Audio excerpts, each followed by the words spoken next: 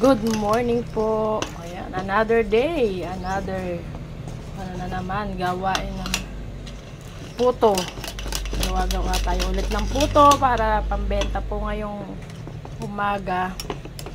Yung pong aking mga pangkare-kare at pangpakbet. Ayan, naka-ready na rin po. Nahiwa ko na.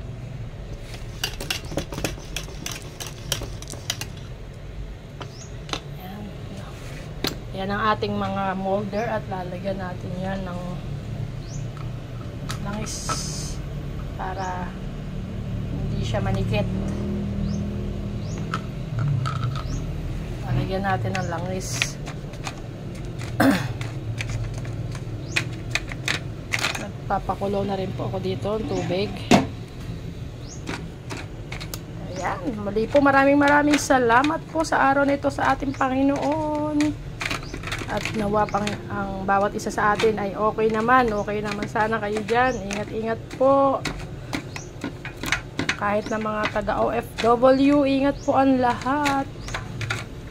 Dahil ang lahat ng bagay sa buhay natin ay hindi permanente at mabilis na naglalaho.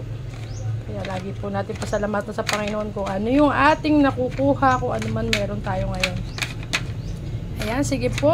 Ingat ang lahat sa anumang mga gagawin at lagi be a blessing to others. Spread the good vibes. God bless everyone. Ingat po. Ay, ayan. Nakapagsalang na po ako ng first batch. Hanguin ko na rin po ito. Meron na rin po ako nakaprepare para isasalang sa pangalawa. At gagawa naman tayo ng palitaw. Kung napapansin nyo, wala akong tela dito. Dapat po talaga may tela. May katsa o ano man. Kahit anong cloth. Pero ako carry ko na yan. Nakasanayan ko nang wala. At okay naman. Ayan. Muli po, maraming salamat sa araw-araw na buhay natin.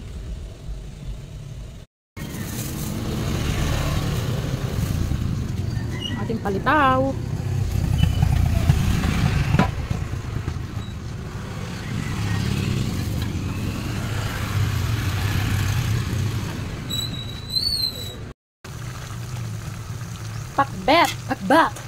Pakbet. Yeah.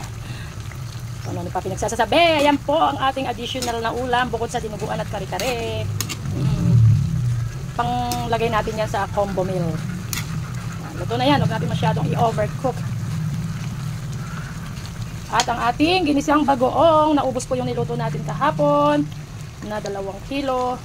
Ito na naman. Naglagay ako ng 2 butil na sili at more taba. Marami yung may gusto yung ganyan medyo mantika-mantika. Mamaya sisip-sipin pa ulit. Okay. Bili na kayo. Hindi lang ako nakakapag-post dahil busy pa ako dito sa loob. May sabaw din po tayo. Pork nilaga. Sabaw lang. Pinatay ko na po. Para hindi ma-overcook. Yummy. Sige po everyone.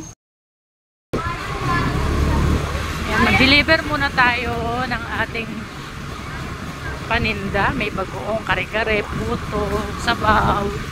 Merong nag-chat ngayong hapon. 4:30, magpo-4:30.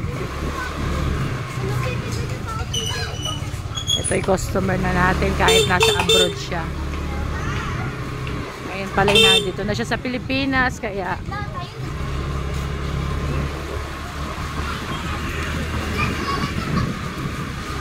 pa-deliver. Kaya dala natin. Dito tayo sa Northville 5.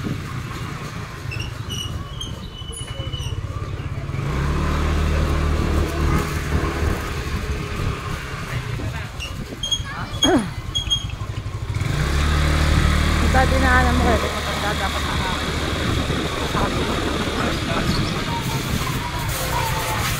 Sa kabila tayo.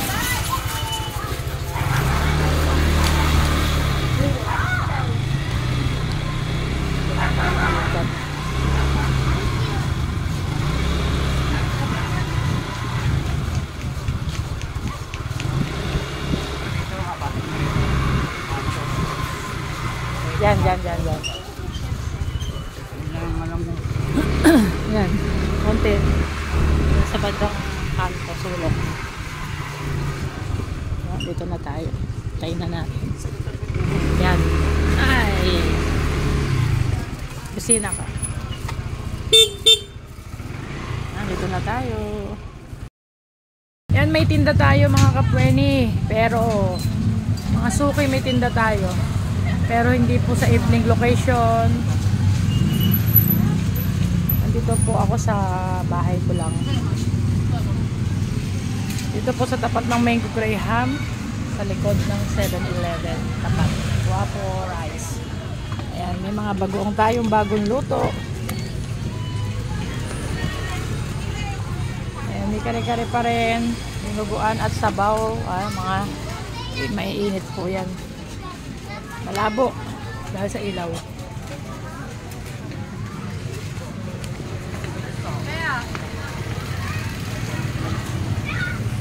Tara na, dito lang po sa may likod ng 7-Eleven. Malabo ang aking